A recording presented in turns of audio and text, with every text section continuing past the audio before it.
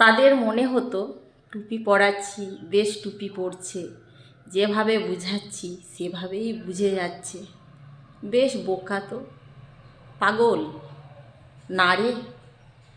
আমরা সম্পর্কটাকে গুরুত্ব দিতাম।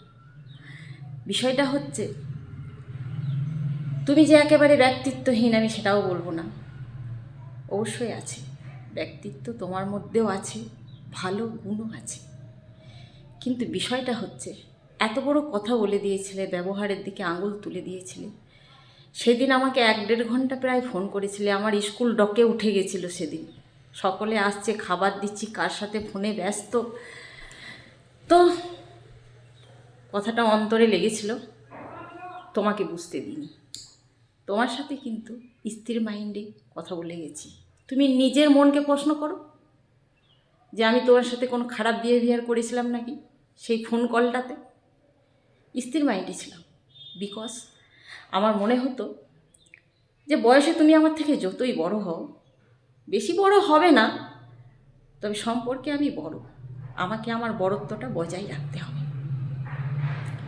ঠিক আছে, ব্যবহারের দিকে আঙুল তুলেছ, ঠিক আছে, কিন্তু একটিবার খবর নিও তো যে তোমার কাকিমায়ের 10 বছর পর বাচ্চা এসেছিল পেটে। পরিবারে 2টো প্রেগনেন্ট ছিল, আর প্রেগনেন্ট অবস্থাতে মহিলাদেরকে চর্বচোষ্য গিলানো হয় কেন না, বাচ্চার জিভে যাতে লালা না ঝরে অ্যান্ড কিছু খাবার লালসা না থেকে যায়। ওই একই পরিবারে 2টো প্রেগনেন্টকে আমাকে আলাদা রেখে আরেকটা প্রেগনেন্টকে চর্বচোষ্য খাওয়ানো হতো, নিয়মকানুন করানো হতো। মানে যতটা আমার অন্তরে পীড়ন দেওয়া যায় ততটা দিয়ে দিয়েছে। কখনো আঙুল উঠেছে তোমার মা, মাসি, কাকিমা তাদের ওপর? উঠেছিল? একবার জিজ্ঞেস করো তো যে কিভাবে আমি ছেলে মানুষ করেছি। 3-4 মাসের ছেলে ছিল। গৌরাঙ্গ মন্দিরে স্কুলটাও তখন ভাঙা হয়েছিল, নতুন স্কুল হবে বলে। আর সকল বিচারকেরা টেন্ডিতে কুলায়নি নতুন স্কুল করার। পাটি দ্বন্দ্ব লেগে গেছিল।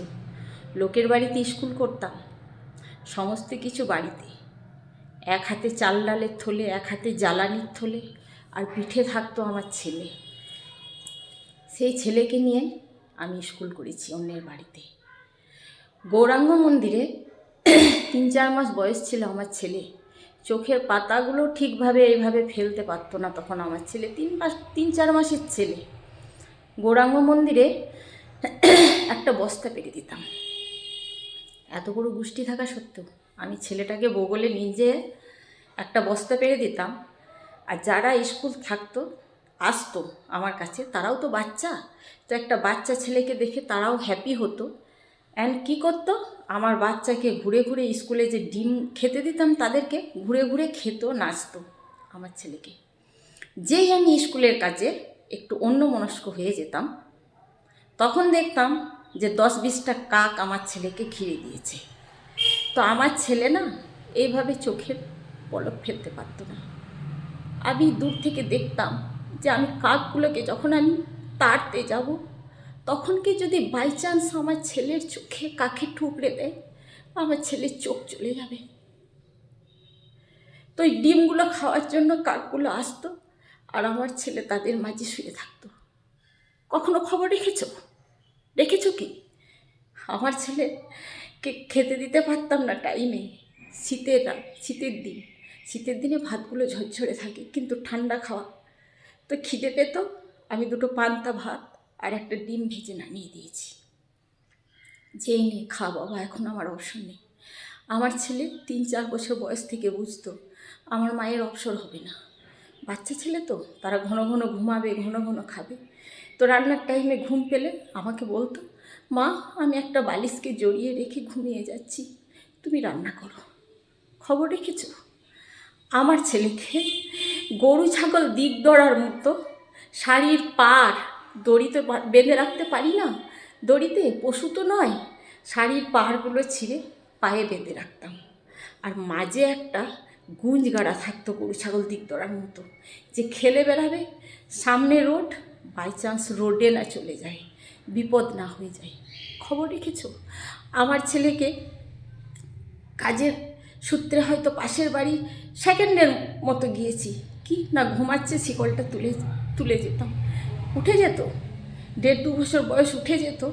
অন্ধকার ঘর, মাথা বাইরে থেকে খিড়কি লাগিয়ে চলে গেছে। আমার ছেলে পা কাচারে সুরমার করে কাঁদত। কখনো তোমাদের কান অবধি পৌঁছেছে? পৌঁছেনি। আজ বলছো যে বাবা মায়ের ব্যবহারের জন্য ছেলেরা এরূপ মানে ব্যবহার পায়। তোমার সাথে আমার কোনো ফিক্সিং ছিল না। এত বড় কথা যখন বলে দিয়েছো, তাহলে তোমাদের মায়েদের ব্যবহারের জন্য তোমরা কেন ধোয়া যাবে না? এবার একটু ভেবে, এতদিন আমি সমস্ত কিছু সহ্য করে নিয়েছি। কেন না, আমার ছেলে অবোধ ছিল, কেঁদেছে, গরু গাঙানি করে কেঁদেছে, মা ভোজ খাবো, মা যাবো, মা মাছ ভাজার সেন আসছে, মা পাঁপড় ভাজার সেন আসছে, আমি খাবো। প্যান্ডেলেও চলে গেছে দৌড়ে, আমাকে ধরে নিয়ে আসতে হয়েছে। তখন তার বোধ বুদ্ধি ছিল না, এখন তার বোধ বুদ্ধি হয়েছে। আর তোমার মা পুরনো পাষণ্ডী, তোমার মায়েকা নয়, তোমার মা, তোমার মায়ের এই সকল বিচারক দেওয়ার সে পুরনো পাষণ্ডী আবার ঘাঁটতে চলেছে। আমার ছেলে আর ছোট নেই, তোমরা কিন্তু যখন পুরনো বাসন্তী ঘাঁটতে চলেছ, অনেক কিছুই উঠে আসবে। এখনও সময় আছে, শুধরে যাও।